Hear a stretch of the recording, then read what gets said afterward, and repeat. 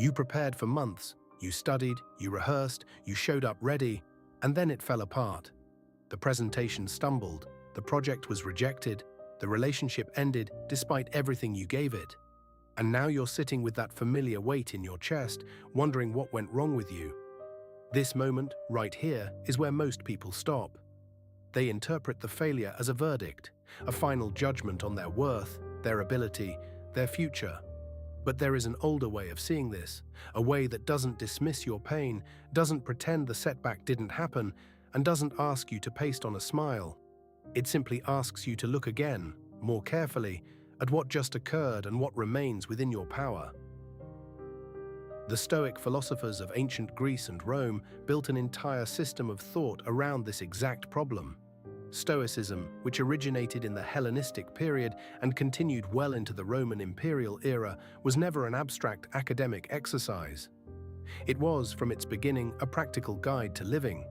Its teachers emphasized daily self-discipline and moral improvement as a way of navigating a world that frequently refuses to cooperate with our plans. What drew people to this philosophy was not some promise of painlessness. It was the recognition that difficulty is inevitable, but how we interpret difficulty is where our real freedom lives. Among the most important figures in this tradition was Marcus Aurelius, who served as Roman emperor during a period of plague, war, and political instability. He did not write his private journal, known to us as the Meditations, for publication. He wrote it for himself, often while on military campaign, as a way of processing difficulty and returning to his principles. Marcus faced failures constantly: military setbacks, betrayal by trusted advisors, the loss of children. And yet his response was not to deny reality or pretend that hardship didn't matter. It was to ask a different question entirely. Not why did this happen to me, but what does this ask of me now? This is the core of the Stoic view of failure. It is not blind optimism, it is not the claim that everything happens for a reason in some cosmic sense. It is something more precise and more useful. The ancient Stoics believed that the universe operated according to reason, or what they called logos, and that living well meant aligning yourself with rational discourse, a naturalistic ethics, and the pursuit of virtue. These ideals together constitute what they considered necessary for a well-reasoned life. When they looked at failure, they saw it not as evidence that the world was broken, but as raw material. The obstacle itself became the place where virtue could be practiced. Courage is irrelevant without something to fear. Patience means nothing when everything goes smoothly. Wisdom has no use when there is nothing confusing to navigate. Failure, in other words, is the gymnasium where your character trains.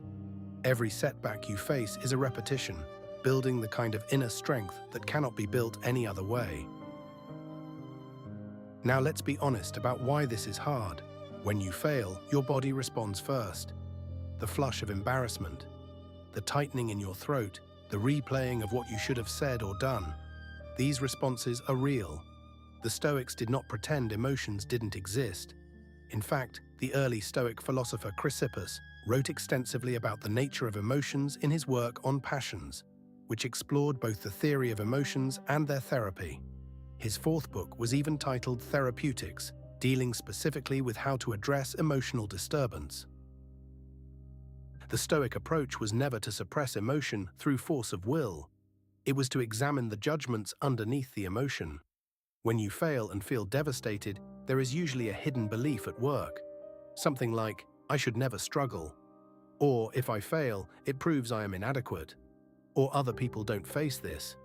Those judgments are where the real work lives.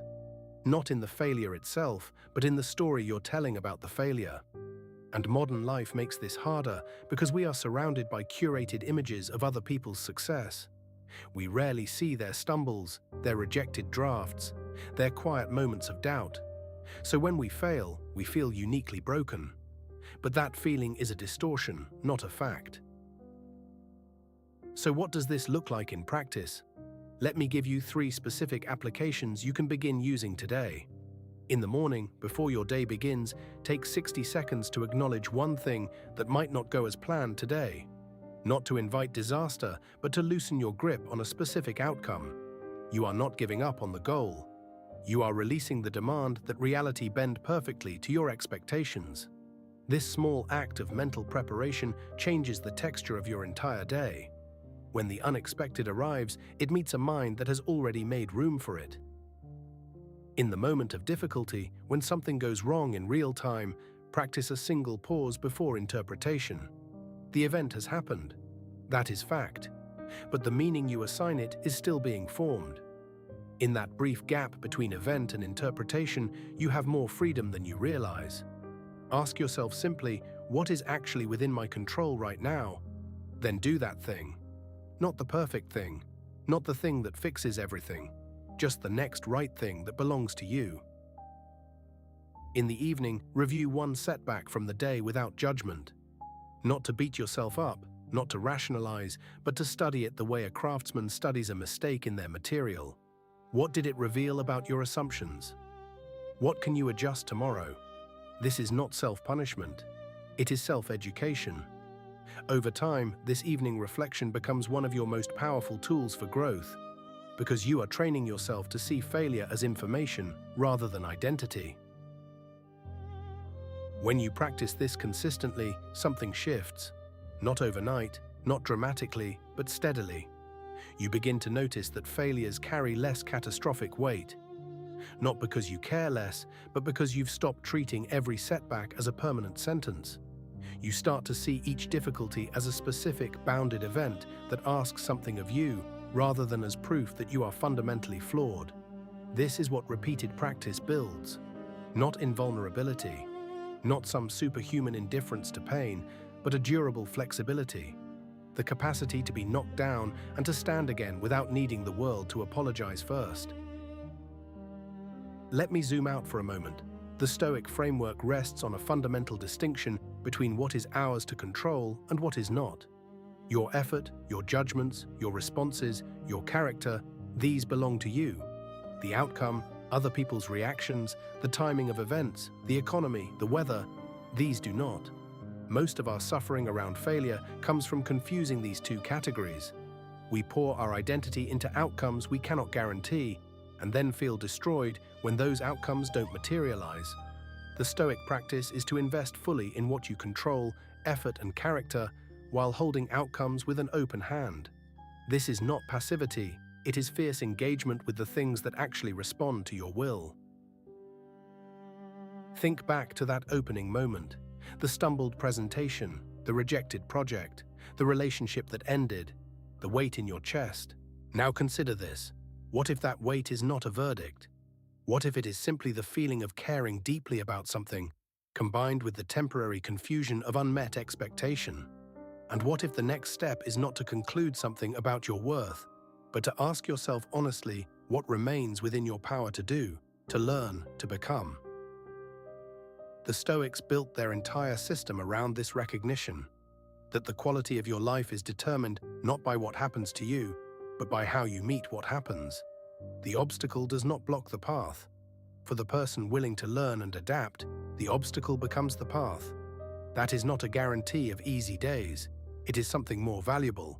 It is the assurance that no external failure can rob you of the one thing that matters most: your capacity to respond with reason, with courage, and with integrity. To paraphrase a central Stoic conviction, virtue, understood as the practice of rational self-discipline and moral improvement, is not merely one good among many.